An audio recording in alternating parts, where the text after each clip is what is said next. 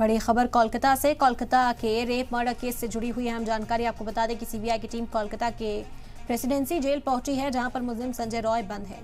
CBI की team Sanjay Roy का polygraphy test कर रही है। बता दें कि कोर्ट से इजाजत मिलने के बाद पॉलीग्राफी टेस्ट कराया जा रहा है। संदीप घोष जो प्रिंसिपल हैं, उनका भी पॉलीग्राफी टेस्ट कराया गया है। कई इंटर्न्स डॉक्टर्स का भी पॉलीग्राफी टेस्ट हो गया और अब जो अहम मुलजिम इस मामले में है संजय रॉय, जो जेल में बंद है, उसका पॉलीग्राफी टेस्ट कराने के लिए सीबीआई की टीम पहुंची है। तस्वीरें सामने आई। कोलकाता के रेप मर्डर केस से जुड़ी हुई ये अहम जानकारी इस वक्त आप तक पहुंचा रहे हैं। सीबीआई की टीम कोलकाता के प्रेसिडेंसी जेल पहुंची है, जहां पर मुलजिम संजय रॉय इस वक्त बंद है।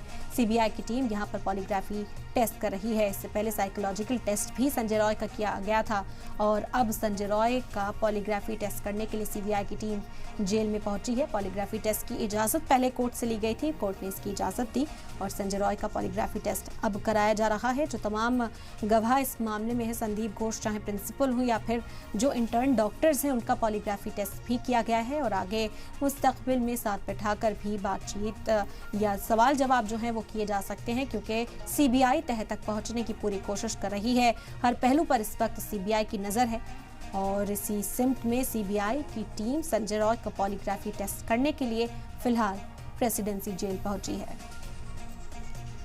तो ये बड़ी खबर इस वक्त आप तक पहुंचा रहे हैं। कोलकाता के रेप मर्डर केस से जुड़ी हुई सीबीआई की टीम कोलकाता के प्रेसिडेंसी जेल पहुंची है, जहां पर मुलजिम संजय रॉय बंद है। सीबीआई की टीम संजय रॉय का पॉलीग्राफी टेस्ट करेगी। कोलकाता हाई कोर्ट से इसकी इजाजत पहले ली गई सीबीआई के जरिए और सीबीआई तह तक पहुंचने के लिए अब लगातार तेजी बरतती हुई भी नजर आ रही है।